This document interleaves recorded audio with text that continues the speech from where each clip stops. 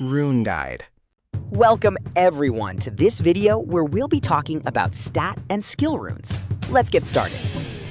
Runes. Runes can be used from level 54. They can be farmed from the first Xenia map onward. It's recommended to save taint resistance runes for later, as this effect will apply to you from Taroka onward. Taint reduces health and attack, and although it can be mitigated with resistance, some effects are unavoidable. 20% reduction in critical hit chance, 200% reduction in critical damage, 50% reduction in backstab damage. Important rewards. After completing a Criteria map for the first time, you can choose a rune box. It's recommended to choose the sword box because with 4 runes, you get plus 10% attack. Although the stats aren't perfect, the bonus is very helpful when leveling characters. In Harrier maps, you can also choose rune boxes. Here, it's recommended to choose experience boxes. With 4 runes, you get plus 10% experience. This makes it easier to level up characters faster while completing quests. Where to farm runes? New or low-level players. Map, Lunar Village. Available Tuesday, Wednesday, Saturday, and Sunday. Here you can obtain coal, runes, rune boxes, possible bonus drop, GP score. You can also buy daily boxes, weekly boxes, intermediate players. Contents, voids, 3 in total. Rewards per stage. Stage 1 gives 1 box. Stage 2 gives 2 boxes. Stage 3 gives 3 boxes. Stage 4 gives 4 boxes. These will only be available twice per week for each void per character, plus the character quests that grant 3 additional boxes. Total per character? Between 2 and 11 boxes per week. If you complete all 3 voids, you would have between 144 and 792 boxes per week. It is recommended to open rune boxes in groups of 100. If you want to farm more intensively, you could farm Raynak and Selene. Raynak grants 3 purple boxes per run. Good runes can also drop. Even so, it is recommended to prioritize voids for rune farming. Rune sets. Carry, DPS. Sword set, Fury, plus 5% attack. With 2 sets, it grants plus 10% attack. Rage set, plus 10% attack when you have less than 20% health. Requires 3 runes to activate the effect. Doom set, increases critical damage by 18%. Requires 3 runes to activate the effect.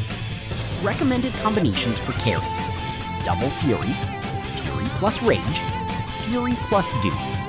Supports: Fight set, increases team attack by 2.5%.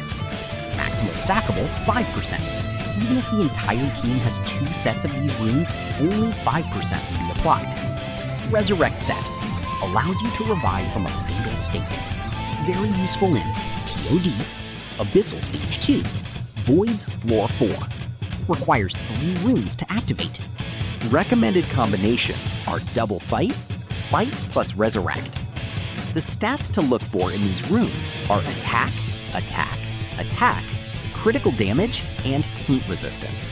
Although in this last one, it doesn't matter if you get Taint Resistance, it would be very lucky to get a Fury rune with Taint Resistance. In the substats, you should look for Attack, Special Attack, Critical Damage, and Critical Chance. And if it's an 8 character, having MP Recovery can also be helpful. These substats can be changed with the rune scroll, but I'll talk about that later. Skill runes. These runes will be available starting in Selene. There are 3 types of runes: Intensity, Insight, and Swiftness. These can be equipped at levels 86, 88, and 90. These runes have a function in our skills, and all 3 have 5 subtypes. Starting, 1-bar skills; Leaping, 2-bar skills; Amplifying, 3-bar skills; Ultimate, 4-bar skills; Omnipotent, all abilities. Now, let's see what each rune does. Intensity. This rune will improve the damage of our abilities. For most characters, you should look for the Amplifying subtype, since most characters' main damage is based on their 3rd bar abilities. The special cases would be Zero and Jin, since their main damage is concentrated in their 4th bar. So for these characters, you should look for the ultimate subtype. There's also the case of Rufus and Lei, since most of them use 2-bar abilities. So depending on you, you can go for the amplifying or omnipotent subtype. Insight. This rune will reduce the MP consumption of our abilities. Here, try to find the amplifying subtype for all abilities, or in the case of Rufus and Lei, you can look for omnipotent. Swiftness. This rune will reduce ability cooldowns. This will help ape characters much more. The type won't matter much here, but for MP characters, you can look for the ultimate or omnipotent subtype. However, you will definitely have to look for the ultimate subtype for Zero, Jin, and Ronan. And for the rest of the ape characters, look for the amplifying subtype. For Lei and Rufus, you can look for the omnipotent subtype. And finally, let's talk about substats. The substats will be the same for all 3 types of ability runes. These will increase the damage of a specific ability in most cases. This will have a limit of 6 upgrades, so keep that in mind. These substats will unlock randomly by leveling up your rune by 2 levels, until you unlock 3 substats at level 6. From there, reaching levels 8 and 10 will increase the upgrade level of your substat abilities by 1 level. This will be quite difficult to achieve, so you'll need patience and to farm rune scrolls. Rune Scroll. This rune scroll can only be farmed in the Soling maps. This scroll will help us change the negative substats of our runes. To use this scroll on our runes, the runes must be at +10 reinforcement. When we get a substat we're looking for, we can lock that stat so it doesn't change when we use our scroll, but doing so will cost us more scrolls. These scrolls can also drop from Soling chests, so if you want them, you'll have to farm the Soling maps. It's up to you which map you find easiest to complete. Final considerations. Runes are very difficult to obtain with good stats. Even with 1,000 chests, you might only get decent runes. This system relies heavily on luck, so you'll need patience. So that's all. I hope this information is helpful. Until next time.